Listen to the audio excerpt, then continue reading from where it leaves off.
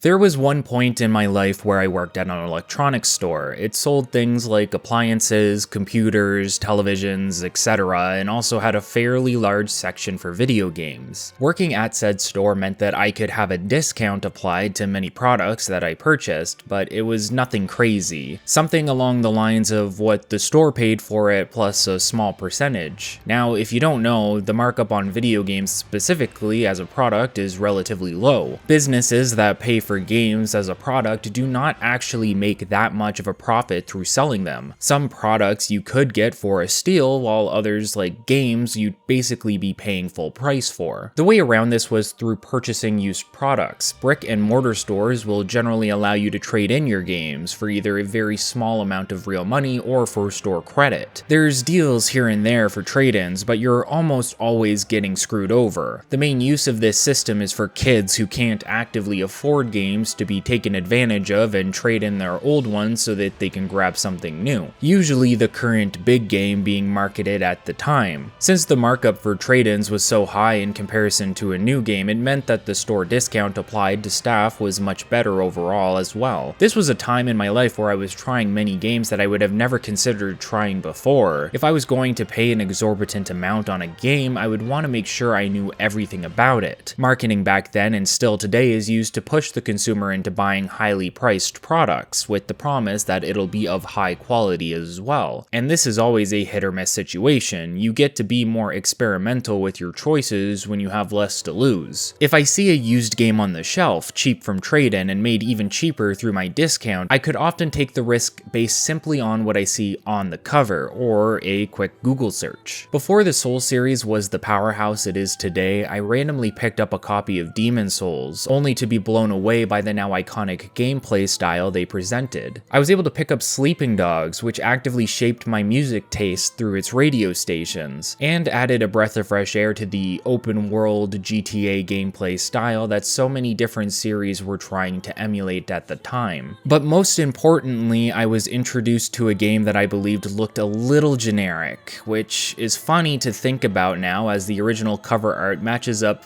fairly well with the cover art for Monster Hunter Freedom, from one of my favorite series of all time. But it wasn't the original cover art I was seeing, instead finding a used copy of a re-release which contained the DLC expansion after the fact. Dragon's Dogma Dark Arisen didn't really wow me overall with the presentation on the package, but as I said, a game both used and fairly cheap means you get a better chance to take risks. And I'm glad I did, because Dragon's Dogma ended up being a game that defined my taste in future games for years to come. Dragon's Dogma is a Capcom product directed by Hideaki Itsuno. If that name sounds familiar, it should, as Itsuno is the main driving force behind the Devil May Cry series since Devil May Cry 2. That might not sound very impressive, since Devil May Cry 2 is often considered the worst entry in the series, but this is due both to development struggles and Itsuno being brought onto the project late into development with an inexperienced team who hadn't even worked on the first game. This drove Itsuno into wanting to not only direct the third entry in the Devil May Cry series, but have full control from the get-go, leading to what is often considered the best entry overall. Itsuno would continue work on the series and direct Devil May Cry 4 in 2008. Following these releases, Itsuno finally had the opportunity to work on his dream project, that being Dragon's Dogma, a game he yearned to create and finally felt was possible with the technological innovations of the time. Itsuno wanted to make a mechanically intensive game within an open world environment. With so much experience in the action RPG genre, this was the perfect opportunity to create the only open world experience that could better focus on that aspect. Think of surface level Devil May Cry combat mixed into an open world high fantasy RPG. This game is from the mind of Itsuno, with a desire to introduce satisfying action-packed combat to a genre that generally didn't have it. A game influenced by the likes of Devil May Cry, Monster Hunter, Oblivion, and many more. Influences that you truly feel throughout said game. You feel the influences of Devil May Cry through the combat, the influences of Oblivion through the quest system and NPCs, and the influence of Monster Hunter through your interactions with the giant beasts and monsters you will be fighting. This is without even touching on the pawn system introduced in the series that we'll be going over later, a system so unique and iconic that it is still praised to this this day for how inventive it ended up being. Dragon's Dogma sold well, and talks of a sequel go back to as early as 2012. After selling 1 million copies worldwide. The true sequel would not be seen until its announcement in 2022, but the game did receive a multiplayer sequel in the form of Dragon's Dogma Online, an entry that released in 2015 and shut down service in 2019. But what actually made this game so unique and successful? What was it about Dragon's Dogma that allowed it to exude so much charm to the point that I am still enamored with it to this day? It's not just the combat system, it's the world building,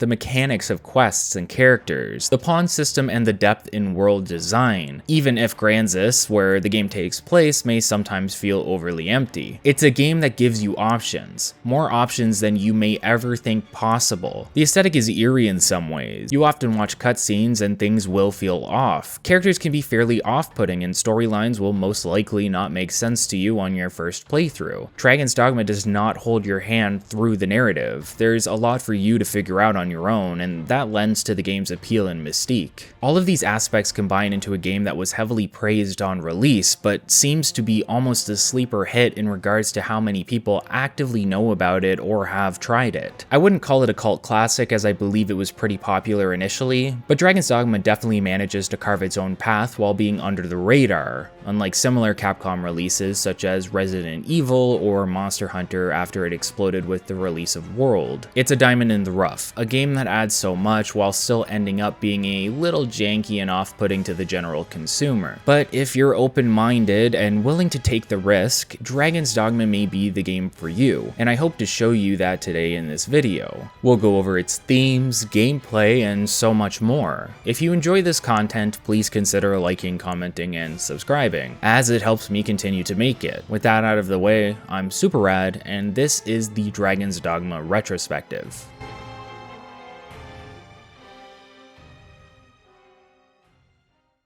This video is sponsored by Manscaped.com, the premium global brand for men's grooming and hygiene products. If you're looking for a high-quality brand to complement your shaving experience, whether it be above or below the waist, look no further than Manscaped, who were kind enough to send me their Perfect Package 4.0. The package includes the Lawnmower 4.0, a waterproof trimmer that comes with advanced skin-safe technology, so you know that your skin will be safe no matter where those ceramic blades are touching. Also included are the Crop Preserver and Reviver deodorant and toner for your balls. They're for your balls. Additionally, you get a disposable shaving mat in the form of an old-timey newspaper, and for a limited time, this amazing shed travel bag. It's very soft, as well as a pair of the softest anti-chafing boxer briefs I've ever worn. So what are you waiting for? Head over to manscaped.com and get 20% off plus free shipping and those 2 free gifts when you use my promo code SUPERRAD at manscaped.com. That's 20% off plus free shipping and 2 free gifts with my promo SUPERRAD at manscaped.com.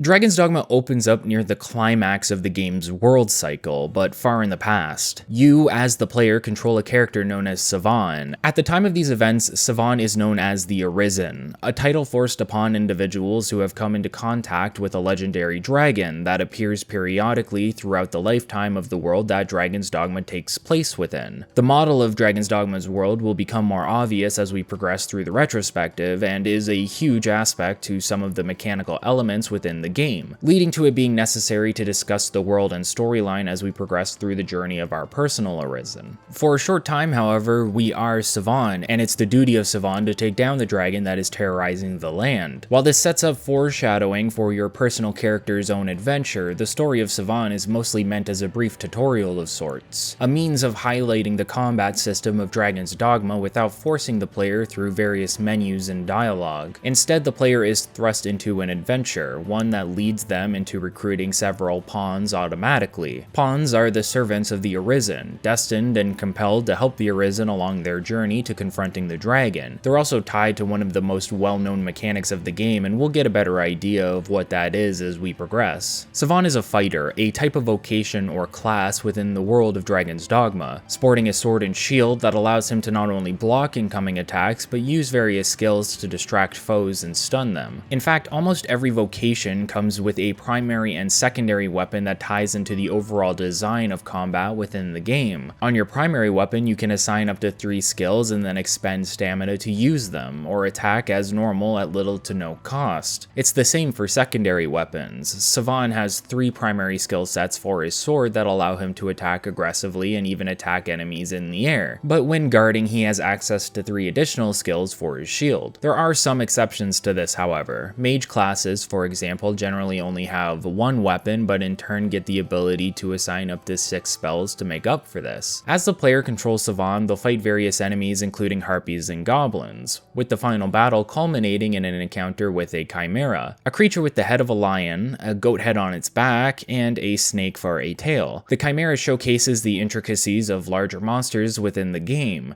There's plenty of nuance and mechanical depth with smaller monsters, such as harpies forced to fall when lit aflame, or the ability to pick up and throw virtually any small creature, but larger monsters have a lot more going for them. I mentioned previously that Monster Hunter was partly the inspiration in terms of the game's overall design, and you see this within the larger boss-like monsters. Chimeras, for example, have many weaknesses. Take the snake tail, which can be cut off from the body proper and prevent poisonous attacks from continuing, or the player can focus on the goat head, killing it to remove the monster's ability to perform spells. Most, if not all, large monsters in the game follow this type of intricacy. They'll have breakable parts on their body that can drop loot or weaken the monster in some way, and one of the biggest aspects of fighting larger monsters is the ability to scale them. You can climb virtually any creature in the game, from cyclops to griffins to even dragons. It's pretty limitless and one of the game's main selling points. Every large battle can feel not only like a Monster Hunter encounter, but also like a mini showcase of Shadow of the Colossus. You could climb onto a griffin as it starts to fly away, or have a harpy pick you up and send you soaring into the air. The battle system is incredibly dynamic in this way, and this is shown to you right from the get-go within the prologue. Regardless of whether or not you win or lose against the Chimera, a cutscene will play and quickly shift into the present day, where we witness the appearance of Grigori, the main legendary dragon within this timeline. Along with Grigori is the appearance of countless monsters that begin to invade the land of Gransys. It is unknown to the population of Gransys why the dragon has appeared, but it is far from the first time that this has happened, with the dragon's first appearance predating current civilization by thousands of years, with multiple repeat appearances throughout humanity's lifetime. While the appearance of the dragon repeats, it is not always the same dragon who shows up. Grigori, the current red dragon, is both the latest and previous dragon to show up in the cycle, but there were others before him and there will most likely be others after him. You are a villager within the town of Cassardis. It's at this point in the game that you get to create your character, and it's more of an involved process than you might initially think. Not only can you change the general appearance of your character, but the stature as well, and certain factors will dictate certain stats about you. For example, choosing specific lengths and widths for your head, legs, and arms will affect your overall weight as a character, and this in turn will affect your use of stamina as well as your encumbrance when holding items and equipment. Heavier characters can hold more before being encumbered, but regenerate stamina slower, while lighter characters regenerate stamina faster but have a hard time carrying a large assortment of items. This in turn matters based on how you want your character to operate. Encumbrance comes in various levels, from very light to very heavy and eventually over encumbered. Not only is stamina regeneration affected by encumbrance, but your ability to simply walk or jog is slowed the higher the level of encumbrance you have. The less you hold and the lighter you are, the faster you will be overall in both combat and simply traversing the land of Gransys, and this shows us a bit of the design philosophy of Dragon's Dogma as a whole.